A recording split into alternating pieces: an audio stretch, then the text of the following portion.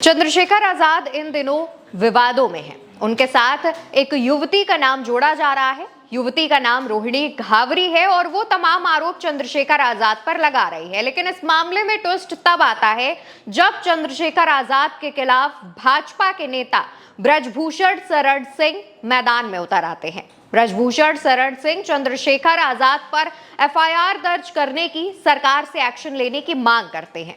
इसके अलावा वो तमाम बातें कहते हैं, लेकिन अचानक इस तरीके से ब्रजभूषण शरण सिंह का रोहिणी घावरी के सपोर्ट में आना, चंद्रशेखर के खिलाफ एक्शन लेने की बात कहना सभी को चौंकाता है। चंद्रशेखर के खिलाफ ब्रजभूषण क्या कहते हैं, पहले वो सुनिए, फिर इस खबर पर विस्तार से बात होगी। अब दलित की बेटी का सवाल है, उस समय जाट की बेटियों का सवाल था, इस समय दलित की बेटी का सवाल है।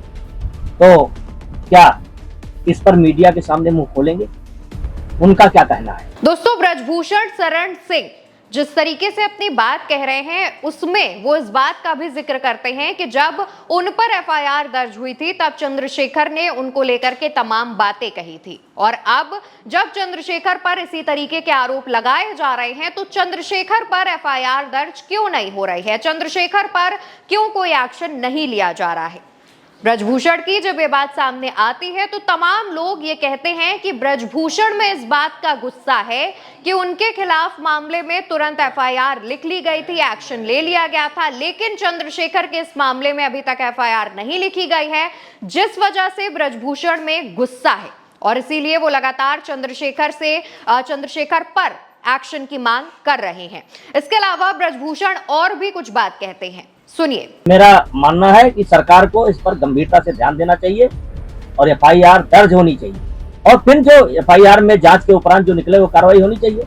मैं नहीं मांग करता कि इनको फांसी हो जाए, लेकिन मैं इतना जरूर कहना चाहता हूं कि इस दलित की बेटी की आवाज दबाने की कोशिश नहीं होनी। दोस्तों, ब्रजभूषण कहते हैं कि चंद्रशेखर पर ना सिर्फ एफआईआर हो बल्कि उनके खिलाफ ये जो आरोप लगाए जा रहे हैं उन आरोपों की जांच की जाए और उसके बाद उन पर सख्त से सख्त एक्शन लिया जाए। ब्रजभूषण लगातार एक बात का जिक्र करते हैं, वो कहते हैं कि रोहिणी घावरी दलित समाज से आती है और दलित समाज की युवती के साथ इस तरीके का अन्याय बर्दाश्त नहीं किया जाएगा। दोस्तों, ब्रजभूषण की ये बात सामने आने के बाद तमाम लोग सोशल मीडिया पर यह कहते हैं कि आखिर अचानक से एक ठाकुर नेता, एक बाहुबली नेता को कैसे दलित समाज की बेटी की चिंता होने लगी, जबकि खुद कुछ समय पहले उन पर ऐसे तमाम आरोप लगे थे।